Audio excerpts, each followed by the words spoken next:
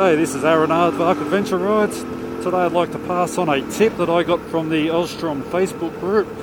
It's a solution to your worn out sticky Oxford heated grips. Mine had become quite worn and sticky. So all I've done is bought one cricket bat grip, cut it to length and then slid it over the worn out Oxford grip. Comes out looking quite good. Feels really good.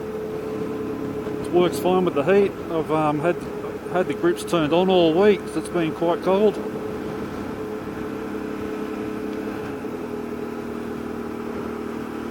Hope this helps. Please click on the aardvark in the top left corner to subscribe. Thanks for watching.